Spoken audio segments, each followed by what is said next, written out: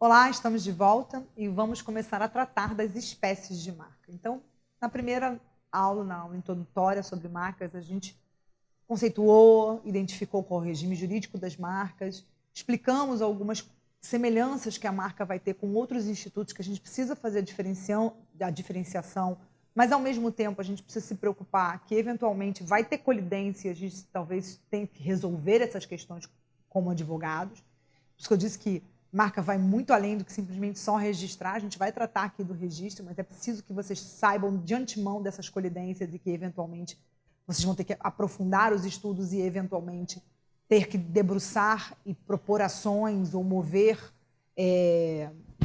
esforços, tanto do ponto de vista civil como criminal, para, eventualmente, debelar esses conflitos que, porventura, venham a acontecer. E também falei em função dessas similitudes e dessas colidências que podem acontecer, como que você deve fazer para você tentar se cercar por todos os lados e dar uma consultoria completa para o cliente de vocês. E agora a gente vai falar das espécies de marca, a gente vai tratar um pouquinho mais especificamente de cada uma dessas espécies de marca. E aí a gente vai falar de coisas interessantes e vou mostrar algumas marcas muito famosas, e geralmente vocês gostam bastante quando a gente trata desse assunto. A primeira é a marca de produto e serviço, né? Então, a marca de produto e serviço são as que a gente está mais no nosso dia a dia, são aquelas que a gente está acostumado mais a lidar com elas. E ela é o tipo mais usado, inclusive é a parte que mais a lei regula, ela vai regular de forma muito mais discreta as outras marcas, né, as outras espécies de marcas que são classificadas pela norma, né, porque a norma ela classifica as marcas em produto e serviço, certificação e coletiva, essa classificação e também de identificação geográfica, mas são essas que a lei vai identificar, e as outras classificações são classificações doutrinárias e infranormativas que a gente vai ter e vai ser regulamentado em norma infranormativa do INPI. E ela está prevista lá no artigo 123, o artigo 123 vão ter vários incisos e ela vai fazer a classificação, tem 3 incisos, e ela vai fazer a classificação dessas marcas. As marcas de produto e serviço, ela tem uma dupla função que eu já falei para vocês anteriormente, eu vou repetir agora, que ela tem a finalidade de não confundir o consumidor, então ela é um recado para o consumidor também, porque ela faz essa associação entre o produto especificamente, a qualidade do produto, e aí eu não estou entrando na qualidade nutricional, mas quando você olha para a Doriana e quando você olha para a Qualy, as duas são margarinas. Mas quando você olha para a Doriana, você espera uma coisa, quando você olha para a Qualy, você espera outra coisa. Por quê? Porque ela manda uma mensagem para o consumidor, seja em relação ao sabor, seja em relação à qualidade e outras coisas mais. A mesma coisa vai acontecer quando você olhar para a marca Piracanjuba e você olhar para a Nestlé, para uma caixa de creme de leite. Quando você olha para a Piracanjuba, você pensa uma coisa, quando você olha para a Nestlé, você pensa outra coisa. Não estou falando nem do ponto de vista só qualitativo, mas porque você tem expectativas que são geradas a partir da influência que o peso que uma marca tem. Eu acredito, e aí eu não estou falando nem qual é a minha impressão, mas eu acredito que pelo peso que a Nestlé tem mundialmente, provavelmente você vai olhar a Nestlé intuitivamente como se fosse uma coisa de melhor qualidade do que a Piracanjuba, mas não necessariamente isso significa que isso seja assim. Mas você acaba fazendo e criando essas associações. Então, ela te dá uma associação de origem, de qualidade, e também para que você, consumidor, faça a diferença, né? E ela também tem uma finalidade de fidelização, porque quando você gosta de um produto, você automaticamente conecta aquela marca com a sua satisfação ou não com ela, e, obviamente, se você gostou, você vai indicar, você vai mostrar, você vai registrar, e na próxima vez você vai procurar, às vezes, até pela cor da caixa. Por isso que a gente também tem alguns problemas com o conjunto imagem, porque ela também pode te induzir a erro em função até dessa busca por esse produto. E aí eu coloquei 2 exemplos aqui, conhecidos da maioria dos brasileiros, porque são marcas que têm uma presença... Eu acho que a Piraquê talvez não, eu acho que a Piraquê é carioca, ela é carioca. Mas eu sou muito fã da Piraquê, então eu coloquei a Piraquê aqui porque eu sou fã da Piraquê. Mas a Espaço Laser é uma marca de serviço. Eu quis botar uma marca de serviço aqui para vocês reconhecerem um serviço. E coloquei aqui também a Piraquê, que é um produto, né? Para quem não é do Rio de Janeiro, a Piraquê ela vende aqui no Brasil, no Rio de Janeiro, para mim, é o melhor biscoito de maisena que tem. Então, o biscoito de maisena eu consumi durante muito tempo, principalmente meu filho gostava muito quando era criança. E ele tem um biscoito que, para mim, é o melhor biscoito creme cracker que tem no mercado, que é o biscoito creme cracker de gergelim. Então, e é um produto relativamente novo, não é algo que eles... É uma empresa muito antiga aqui do Rio de Janeiro, e eles também vendem massas, eles vendem biscoitos, massas também. Então, é bem conhecida. Eu já vi alguma coisa da Piraquê em São Paulo, mas acho que a Piraquê é só no Rio de Janeiro e alguns estados aqui bem próximos no Rio. Ela não tem uma capilaridade brasileira, nacional, não. Mas eu gosto muito dos produtos dele, mas só para vocês reconhecerem uma marca de produto e uma marca de serviço. Então, basicamente isso. Então, você identifica... Então, a Espaço Laser, acho que já tem uma outra concorrente, que acho que até daquela atriz, a Giovanna Antonelli, não sei qual é a marca agora, que não assimilei, mas que também presta o mesmo serviço. Então, você consegue diferenciar um do outro, né, em função da marca que cada uma delas irá utilizar. A outra espécie que a gente tem é a marca de certificação. As marcas de certificação têm algumas peculiaridades, porque elas decorrem de normas de certificação e especificação técnicas. Então, uma das características dela é que você tem, através dessa marca, um atestado de conformidade daquele produto, daquele serviço com determinadas normas técnicas. Então, eu coloquei aqui alguns exemplos para vocês verem. Ó. Selo de pureza BIC, produto orgânico do Brasil, Inmetro. Em Metro, por exemplo, elas vão te dar qualidades em relação, às vezes, se aquele produto elétrico ele tem aquela voltagem, sabe? Claro que tem vários selos de Metro de várias coisas diferentes. Né? O produto orgânico é se realmente não foi nenhum aditivo, não tem transgênico, não tem nada, ele é orgânico. E o selo de pureza do café brasileiro também, que é o selo de pureza BIC. Uma das características dessa certificação é de que quem dá a certificação não usa a marca. Então, a Inmetro não faz a marca, a Associação Brasileira da Indústria de Café não usa essa marca, ela cria as especificações, quais são as normas técnicas que precisam ser seguidas, mas ela não usa essa marca.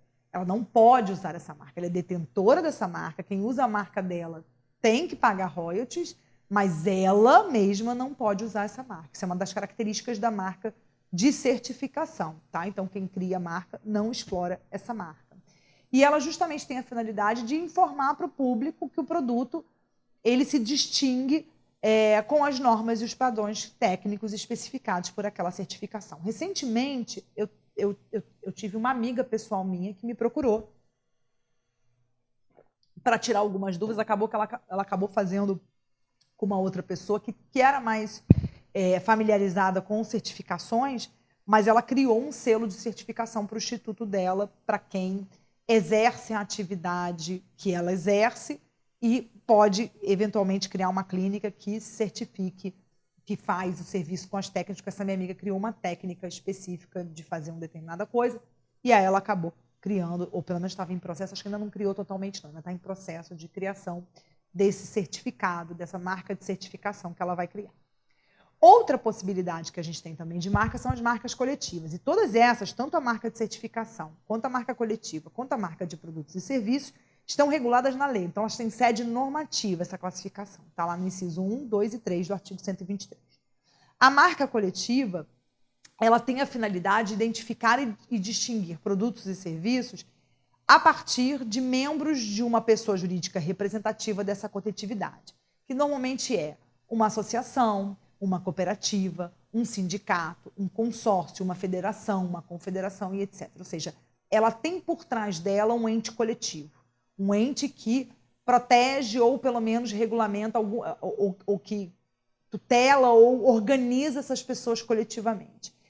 E elas podem tanto trabalhar com produtos de procedência diferentes, mas que têm uma semelhança entre si, ou a partir da procedência daquele produto, ou seja, ela tem um selo de origem, por assim dizer. Então, o objetivo da marca coletiva é dar uma identificação para um consumidor que aquele produto provém de um membro de uma determinada entidade. Então, aqui eu dei alguns exemplos de 100% suco de uva do Brasil. Então, a gente está dizendo que aquele suco é um suco de uva e é um suco de uva produzido no Brasil. Aqui a gente tem o consórcio de produtores de espumantes de Garibaldi. Então, só vai poder usar o selo de espumantes de Garibaldi quem fizer parte do consórcio de produtores de espumantes de Garibaldi. E aí a gente tem aqui os morangos selecionados de Nova Friburgo. Então, a gente está chamando do amorango, que seria os morangos cultivados lá da região de Nova Friburgo. Então, as pessoas que fazem parte dessa associação aí, a morango, ele vai poder usar e produzir e usar esse selo aí de amorango. Então, a questão também é que a utilização da marca coletiva, ela permite que os membros dessas entidades detentoras possam usá-las sem necessidade de licença de uso. Ou seja, se eles estiverem previstos na regulamentação e nas hipóteses de regulamentação dessa marca, eles fizerem parte dessa coletividade, eles podem usar, sendo que o titular da marca, no caso aqui o consórcio de produtores, os produtores lá de Nova Friburgo, as pessoas que fazem parte dessa coletividade de sucos aqui de uva do Brasil, eles precisam estabelecer quais são as condições e proibição pelo uso dos seus associados por meio de uma regulamentação que eles vão criar e precisam ser obedecidas, e ele vai fazer o papel aqui de fazer o controle desses sujeitos que poderão fazer isso se alguém eventualmente estiver usando indevidamente. Todo mundo fala muito de marca de produtores, né? De produtores de champanhe, só quem é da região da Champagne, isso também tem relação com essas marcas coletivas aqui, tá? Vinhos de Bordeaux, regionais, né? Eu estava lendo outro dia, eu estudo francês, eu estava assistindo minha aula de francês, e aí uma determinada lição da aula de francês falava um pouco sobre como a gente está perdendo biodiversidade, etc., e aí ele falava um pouco de algumas certificações francesas que são dadas a queijos regionais. Também é um fenômeno que está acontecendo aqui no Brasil, dessa perda desses saberes regionais, que a gente está tendo meio uma pasteurização dos produtos. Isso é muito ruim, porque você perde o produtor local e você perde sabedorias e saberes, né, locais, que são importantes para diferenciação, para identificação regional. E aí eles estavam falando, e essa lição falava um pouco sobre essas certificações locais e tal. Isso geralmente faz um custo, esses saberes, eles são mais custosos, porque eles são artesanais, eles levam menos aditivos, e a gente está cada vez mais perdendo esses saberes por conta dessa pasteurização geral que a gente tem. Então, essas certificações são importantes para poder manter a chama desse conhecimento também viva, né? E aí aqui a gente já entra numa classificação que obedece a critérios instituídos infranormativamente pelo INPI. Então, você não vai encontrar um dispositivo que vai dizer as marcas são classificadas em marca nominativa, marca mista, marca figurativa. Isso aí vai estar no plano infranormativo. Quando a gente fala de marca nominativa, a gente está falando de marcas que se constituem por uma palavra, né, que tem um seu sentido dentro do sentido de palavras do alfabeto romano, né? Mas e aí, se a gente já for para outros sistemas de escrita, a gente já vai ter considerado ideograma, a gente já vai considerar isso num outro sentido. Mas a gente está colocando aqui tanto palavras em sentido amplo, letras em sentido amplo do alfabeto romano, né, neologismo, combinações de letras e algarismos romanos ou arábicos, desde que esses elementos não apresentem sob forma fantasiosa e figurativa. Então, vejam aqui que, embora você possa ter uma tipografia diferente, porque isso também identifica, vejam que não tem uma tipografia única. O formato das letras aras é diferente do formato do Friboi, que é uma letra que é semelhante a uma letra cursiva, né? O Sony também é uma letra que vem com uma tipografia diferente da Zara, embora também sejam letras de forma, Avon a mesma coisa. Então, a gente está falando de palavras que muitas vezes Avon nem é uma palavra que tem um sentido especificamente, mas foi criada a partir da junção, sei lá, da A de amor, V de Vitor, O de Odete, N de Neuza. Aí você criou, pelas iniciais dos sócios fundadores, Avon. Estou inventando, tá, gente? Pelo amor de Deus. Só para vocês terem uma ideia de que essa mistura também enseja a criação de uma marca nominativa. Eu coloquei aqui alguns exemplos para vocês. Botei uma brasileira, que é a Friboi.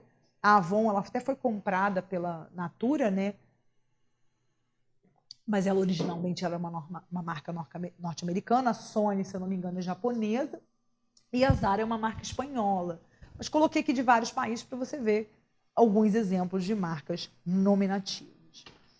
A marca figurativa já é diferente. Ela é uma marca que a gente chama também de emblemática, porque ela basicamente tem a ideia de desenho, imagem, figura, símbolo, né? Uma forma que a gente chama de forma figurativa, forma fantasiosa, que pode também levar em consideração uma letra ou um algarismo isoladamente, acompanhado por um desenho, imagem, figura ou símbolo, né? E também pode ser também por palavras de alfabetos distintos, né? Como o hebraico, cirílico, o árabe, os ideogramas também japonês e chinês, que também vão identificar. Eu tive um cliente, que eu não posso citar porque ainda está sob análise, mas que ele criou, através de um ideograma, uma marca de alimentação japonesa. E a gente está ainda em processo de registrar, mas ela não é isoladamente só o ideograma, ela tem alguns outros elementos, mas a partir de um ideograma criou-se uma marca. Isso é uma marca figurativa, porque não tem nenhum elemento mais descritivo. E eu coloquei aqui 3 marcas que nem são brasileiras, mas são mundialmente famosas, que é o crocodilo da Lacoste, coloquei aqui a maçã mordida da Apple, e coloquei também aqui o símbolo do Carrefour, né? Ou, falando em francês, né, Carrefour, né, que se chama, que eu vou te dizer que durante muito tempo eu demorei a identificar que no meio desse desenho aqui, azul e vermelho, tem um C escrito de Carrefour, e eu nunca tinha identificado, para mim ele era só um desenho, mas ele tem uma letra aqui no meio para identificar o Carrefour. Mas é só para vocês entenderem que o desenho, a marca figurativa, ela é um desenho, puro e simplesmente, ainda que composto por uma letra, alguma coisa.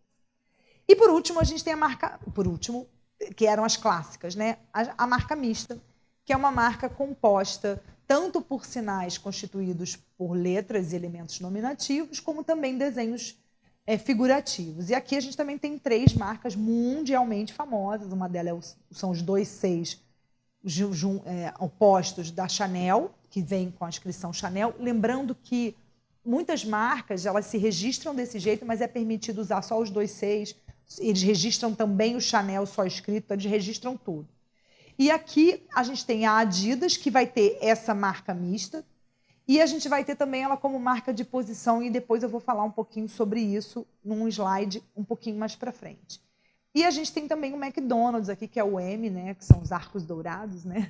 O M, eu tenho um conhecido que gosta tanto de McDonald's que ele chama o M da felicidade, que é o M, quando ele vê o M longe, ele fala assim, o M da felicidade, que ele adora o M de McDonald's, e a palavra McDonald's escrita embaixo. Então você vê que misturam elementos criativos, elementos de desenho e também elementos escritos de forma de palavras, né, formadas, ainda que sejam palavras decorrentes de combinação, ou seja, você traz os elementos do conteúdo da marca nominativa e os elementos da marca figurativa combinado. Mas não para por aí. A gente foi expandindo as subespécies de marca que a gente vai ter no plano regulamentar. E o próximo é a marca tridimensional. A marca tridimensional ela é constituída por uma forma plástica distintiva em que você de longe identifica um produto especificamente, e isso é registrável. E a gente tem vários registros no Brasil, inclusive eu trouxe um que é tipicamente brasileiro. Hoje em dia a Garoto não pertence mais, né, não é mais titularizada por um brasileiro, se eu não me engano, ela foi comprada, acho que pela Nestlé, ou não me lembro agora, desculpa, eu não vou nem falar que foi a Nestlé, porque eu não me lembro, mas ela foi comprada. A Garoto não é mais a Garoto que era brasileira, Mas o batom é uma marca tridimensional. O formato do batonzinho, ele é tridimensional. Essa gotinha aqui é um chocolate que é Bati, que é um chocolate italiano. A garrafinha do Yakult, eu amo Yakult, gente. Eu realmente retorno à minha infância quando eu vejo um Yakult. Isso da época que vocês tinham as vendedoras que transitavam pela cidade com como se fosse aquele carrinho de sorvete, mas elas vendiam Yakult. Como se fossem representantes comerciais locais do Yakult. E tem a Coca-Cola, a garrafinha da Coca-Cola de vidro, né? Para mim, eu não sou de tomar refrigerante, mas a Coca-Cola de garrafa, ela é imbatível. Toda vez que eu olho uma Coca-Cola de garrafa, eu já sinto aquela lágrima saindo. Se você tomar no canudinho uma Coca-Cola de garrafa, o gás dela nem se compara a um gás que vem numa garrafa de plástico, de PET, que é uma outra coisa. Mas ela tem essa identidade visual, que é a identidade visual mais antiga dela, porque se a gente pegar lá no outro slide, eu acho que não está nessa aula, está na outra aula que eu dei para vocês, que é a marca que quando a gente falou dos exemplos dessas marcas, a gente vê o desenho da Coca-Cola desde sempre, esse formatinho aqui dessa garrafa. E essa forma tridimensional, ela precisa ser distintiva do produto ou do serviço e precisa estar desassociada do efeito técnico dela. Ou seja, eu não posso ter um formato que decorra do efeito técnico daquele produto. Então, eu preciso que isso seja distintivo e seja unicamente de percepção visual, porque se for um elemento técnico, ele não pode ser registrável como marca, porque todos os outros vão ter que fazer. Por exemplo, todas as chapinhas de planchar cabelo, elas são pranchas coladas. Eu não posso registrar esse formato para registrar uma marca de prancha, não me parece ser uma marca tridimensional possível. Por quê? Porque todos os produtos têm o mesmo formato. Então, eu quebraria esse paradigma como registro de tridimensional, só para vocês conseguirem entender, basicamente. A gente tem também agora a marca de posição, né? A marca de posição, ela é formada pela aplicação de um sinal de posição, de forma singular, de forma específica, que vai dar um determinado suporte e vai fazer uma identificação de um conjunto distintivo daquele produto. Então, aqui eu trouxe 3 muito famosos, né? Eu trouxe aqui alguns exemplos para os homens acharem, porque tem um aqui que talvez os homens nem saibam que existe, que é o solado vermelho do sapato Labotin, do Scarpin Labotin, que tem o solado vermelho como uma marca de posição, ou seja, não é uma marca que identifica o produto, mas que identifica o produto no seu sentido lato, de que você não precisa nem ver no sapato, ela só está associada ao próprio produto, então você precisa olhar para o produto para saber que é um Labotin. Então, eu não vou ver isso como é que eu vou te dizer, na propaganda. Até tem propaganda que usa a marca de posição, mas na hora que você vê no pé da pessoa, que você reconhece que é um Labotin, inclusive tem várias discussões envolvendo o Labotin, inclusive aqui no Brasil, mas ela é reconhecida. A discussão dela é se ela seria ou não uma marca de posição. Uma outra marca de posição famosa são as 3 linhas da Adidas. Eu falei que eu ia voltar na Adidas, porque a Adidas ela é uma marca mista, ela também é uma marca também permite a utilização como nome, e ela também tem marca de posição, porque a gente vai ter essas 3 listrinhas no ombro dos casacos, a gente vai ter no tênis, a gente vai ter na calça, a gente vai ter na meia, a gente vai ter numa porção de lugar. E eu vou até te dizer que hoje mesmo eu estava mexendo numa meia minha da Adidas, que ela tem estampada nela só isso aqui. Esse desenho aqui não é nem a marca de posição das 3 linhas, é só esse desenho que está aqui, esse aqui, que eu acabei de abrir o slide para vocês. Então, você pode ter a marca de posição de várias formas diferentes. Essa aqui também é uma coincidência interessante, que esse pesponto da calça Levi's também é considerada uma marca de posição, porque ela identifica ela de qualquer outra calça jeans que não tem esse pesponto. E aí, quando eu estava pesquisando e estudando para montar essas aulas para vocês, eu descobri que tem uma marca de jeans, que eu não vou citar aqui, brasileira, que também faz um pesponto. E eu falei, gente, mas que marca é essa? Porque onde eu pesquisei não estava falando qual era a marca. E aí, nesse mesmo dia que eu estava preparando essa aula para vocês, meu marido vestiu uma calça dessa marca. Eu falei, agora eu fiz a associação, porque antes para mim não era associável ainda, porque eu não sou uma pessoa muito ligada à marca de roupa. Eu gosto de comprar roupa, eventualmente sou até fiel a algumas marcas que eu gosto um pouco mais, algumas lojas que eu gosto um pouco mais, mas eu não sou uma pessoa consumista, então Isso realmente não é uma coisa que fica tanto assim no meu radar. Enfim, mas eu achei interessante porque, por acaso, no mesmo dia, eu me respondeu a pergunta que talvez se eu dissociasse ia passar muito tempo e eu nunca mais ia me lembrar e talvez não fizesse a associação dessa marca. E a gente também tem uma classificação que a gente vai voltar nela em momentos mais para frente, que são as marcas notoriamente conhecidas e também as marcas de alto renome. As marcas notoriamente conhecidas, elas são marcas que são conhecidas e populares do ponto de vista mundial, e ela decorre de uma aderência do Brasil à CUP antes mesmo de você ter o Protocolo de Madrid. O Protocolo de Madrid vai evitar muito o uso da prerrogativa da norma notoriamente conhecida, porque quem tiver aderido ao Protocolo de Madrid automaticamente já vai impedir o registro de qualquer marca aqui no Brasil igual ou semelhante. Mas quando a gente não tinha, a marca notoriamente conhecida, ela permitia que os analistas do NPI não registrassem determinadas marcas, até para impedir a própria questão da pirataria, quando uma marca ela fosse notoriamente conhecida. Só que quando ela não é notoriamente conhecida, fica mais difícil de você fazer essa peneira, né? Então, essa regra do artigo 126 permitiria que os analistas do NPI dissessem, não, essa marca aqui, ela não está registrada no Brasil, mas o país que ela está registrada é um país signatário da CUP e todo mundo conhece a marca, embora ela não esteja registrada aqui. Não vou registrar, não.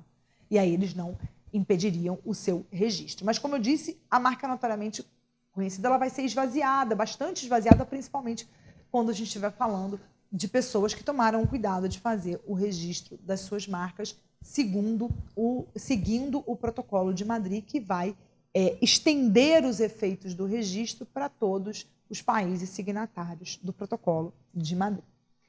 E, por último, e não menos importante, a gente tem as marcas de alto renome, que são marcas que adquiriram uma posição de mercado tão grande e tão importante que elas merecem uma proteção que transcende o princípio da novidade, o princípio da especialidade. Eu já tinha dito para vocês em alguns slides antes, ou no módulo anterior, agora não me recordo exatamente, que o nome, a marca, ela é protegida a prioristicamente dentro da área de atuação dela. Então, por exemplo, a gente viu ali a marca do Piraquê. O que o Piraquê vende? Massas e biscoitos, ou seja, produtos alimentícios. Então, ter um produto Piraquê, uma marca de biscoito Piraquê, impediria talvez que alguém registrasse qualquer outro alimento com a marca Piraquê.